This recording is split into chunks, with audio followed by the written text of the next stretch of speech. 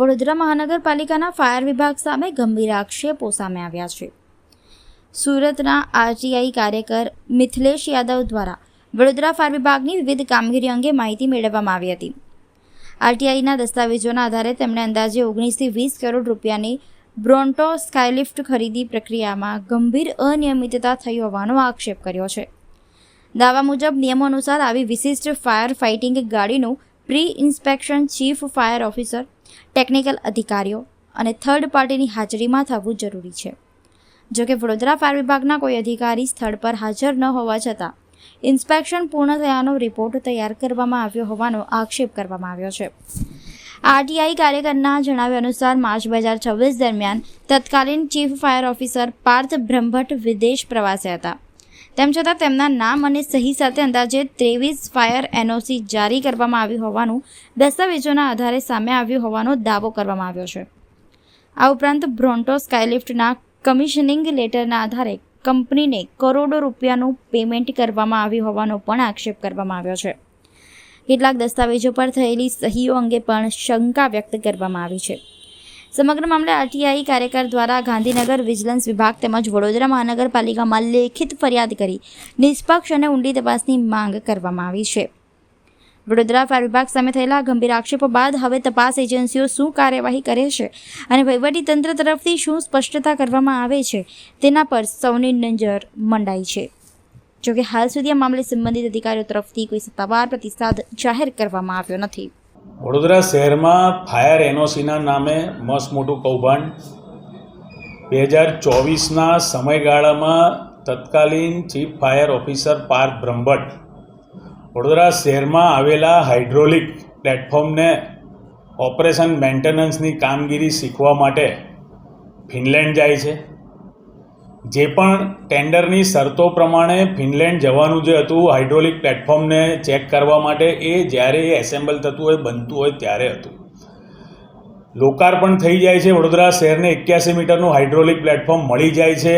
એના 17 દિવસ પછી ચીફ ફાયર ઓફિસર જે તે સમયના દિલીપ રાણા કમિશનરના બોગસ લેટર જે કહેવામાં આવે છે, એ લેટરના આધારે વિઝા મેળવીને ફિનલેન્ડનો પ્રવાસ કરે છે. ફિનલેન્ડનો પ્રવાસ પતાવીને એ 20/4 જાય છે અને 6/20/3 જાય છે અને 6/4 પરત આવે છે. આ 15 દિવસના ગાળામાં દેશની બહાર હોવા છતાં એમના નામ ને એમની સહીઓથી અહીંયા વડોદરામાં 23 જેટલી હાઈરાઇઝ બિલ્ડિંગ સાથે હોસ્પિટલ અને સોસાયટીઓની ફાયર એનઓસી ઇસ્યુ કરવામાં આવે છે.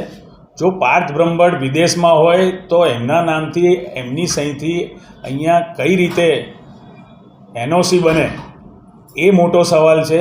અત્યારે જ્યારે ફાયર ડિપાર્ટમેન્ટ ઘેર ઘેર અને ક્લાસીસોમાં જઈને ફાયરની સમજ આપે છે, ફાયરની એનઓસીની તપાસ કરે છે, તો આ જ ભ્રષ્ટ ફાયર ડિપાર્ટમેન્ટે 2024માં તમારો ફાયર ઓફિસર વિદેશમાં હતો ત્યારે અહીંયા જે એના મળતિયાઓએ સ્થળ તપાસ કરીને ફાયર એનઓસી બનાવી છે એની તપાસ થવી જોઈએ.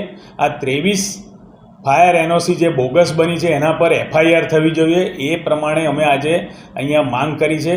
અને આ સમગ્ર જે કૌભાંડ બહાર પાડ્યું છે, જે પુરાવા લઈને આવ્યા છે, એવા મિથિલેશભાઈ પણ આજે સુરતથી અહીં વડોદરા આવ્યા છે અને ફરીથી નવીન પુરાવા સાથે આજે કમિશનરશ્રીને પણ એપ્લિકેશન આપી છે અને પુરાવા પણ નોંધીને જોડીને આપ્યા છે.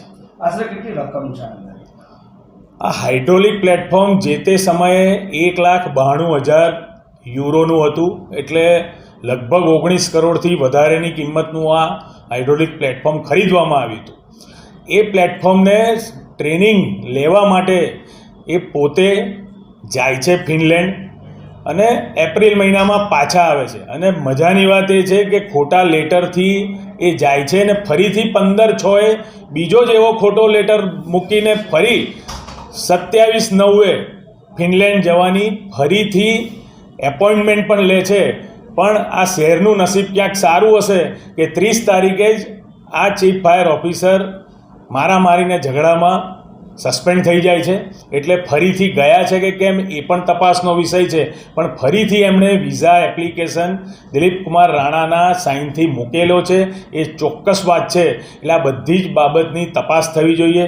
ફિનલેન્ડ જવાનું કારણ જ્યારે લોકાર્પણ થઈ જાય, વડોદરામાં મશીન આવી જાય, કારણ કે આ એક જ કંપની છે જે સમગ્ર વિશ્વમાં આ પ્રમાણેના હાઇડ્રોલિક પ્લેટફોર્મ પ્રોવાઈડ કરે છે, અને આ ફક્ત ને ફક્ત ઓર્ડર આપ્યા પછી જ બનતા હોય છે. એમને જે કમિશનિંગ લેટર રજૂ કર્યો છે એમાં પણ એમની ટ્રેનિંગની તારીખ 18થી 22 છે. જો 20 માર્ચે જ એ દેશ છોડીને જતા હોય તો 18થી 22 માર્ચે એમને ક્યાં ટ્રેનિંગ પૂરી કરી એ પણ એક તપાસનો વિષય છે. એટલે ઘણા બધા ખોટા ફોર્જ ડોક્યુમેન્ટ્સ એમાં એમને રજૂ કર્યા છે. એમની ફરજ દરમિયાન એમને ખૂબ આ એમના હોદ્દાનો ખોટો ફાયદો ઉપાડ્યો છે, અને ખૂબ મોટું નાણાકીય હેરફેર પણ એનઓસી લેવામાં, ફાયર એનઓસી લેવામાં અને ફિનલેન્ડ જવામાં કરેલી છે. એની તપાસ અમે માન્ય કમિશનરશ્રી જોડે માંગી છે. આવનાર દિવસમાં કમિશનરશ્રી જો પોલીસ ફરિયાદ નહીં નોંધાવે તો અમે અમારા તરફથી કોર્ટના દરવાજા